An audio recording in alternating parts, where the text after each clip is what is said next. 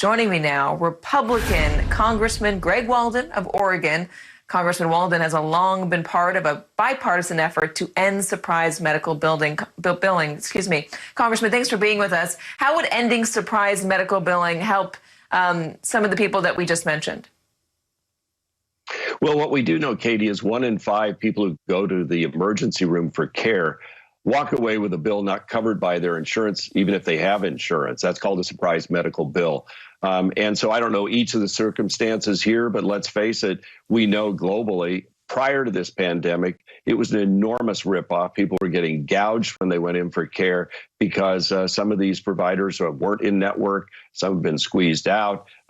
Some private equity groups had brought out emergency practices, taken them out of network, and then the consumer got jammed.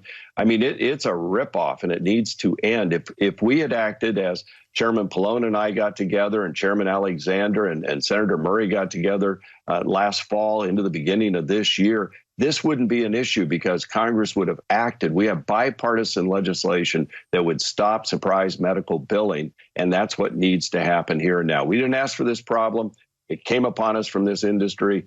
This especially is a time when people are the sickest and they're going into the emergency rooms that they run the risk of getting surprise medical billing. Now, I know some insurers I've talked to have said we are simply going to pay the in-network rate during this period for these sorts of cases, period. And we're going to waive our copays and deductibles and all of that. So they're stepping up.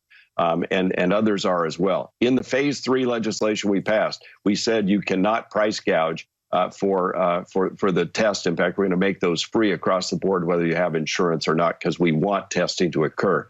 Had our legislation been law, we wouldn't even have to have this discussion. Let me ask you this. You tried to get it into the budget deal that came about at the end of last year. It didn't happen. It has not been in any of the stimulus bills that have passed through Congress. Why not? Boy, I wish I had the answer to that. I'll tell you, you take on this big complex out there, and it pushes back pretty hard. I know that some of the private equity firms have spent $50–60 million attacking our legislation and television ads and all. Other entities are pushing back one way or another. Look, we should sit together. If there are differences, we're not trying to cause anybody harm here. We're trying to protect the consumers. We should work this out. We had a plan that I thought worked very well. It has some areas in it we could make adjustments. We want providers to get paid fairly. We want hospitals to be treated fairly. We want investors treated fairly. We just want consumers treated fairly. And right now they're getting ripped off. So I hope maybe in the middle of the next go around, we can get this done. The other thing is, had we done that, we'd achieve enough savings federally to fully fund our community health centers for 4 years. They're only funded through November. That's it. How does that get allowed to happen? It keeps being pushed off. We need to resolve both of these issues. We need to do it now. And that is going to become an even more acute issue with this coronavirus crisis.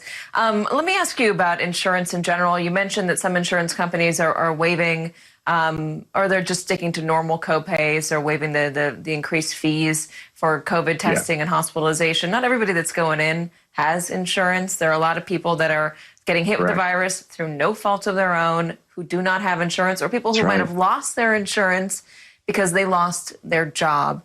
The president was asked about reopening the Obamacare exchanges, the ACA exchanges. That's not happening. He's not doing it. Should he? Well, I think it's something he was looking at. I didn't know they had made a final decision yet. As you know, those exchanges usually aren't opened in the off season. You'd have to look at the impact that would have on opening up plans that aren't set up to be opened up in the middle of the year, and what that might mean to other premium costs for other ratepayers. But beyond that, we did make available a huge increase to states. 6.2% of their overall Medicaid spending would be increased by the federal government. So that is a huge amount of money going out for our state governments. And I think they could dip into some of those funds and use those to expand coverage if they wanted. We're also putting $100 billion out for hospitals for additional services. So there's enough money in the system here. We could get creative and cover people who lack access to care right now or coverage right now. I'd like to continue the conversation, but we're out of time. I do know the president was asked about whether middle-class people who might have lost their jobs and their health care should be included on those Medicaid, and he didn't have an answer for that, or at least Vice President Pence didn't have an answer for that. Congressman Greg Walden, thank you very much for joining us. We'll continue the conversation. Good luck with that surprise medical billing bill. Hopefully we'll see it soon.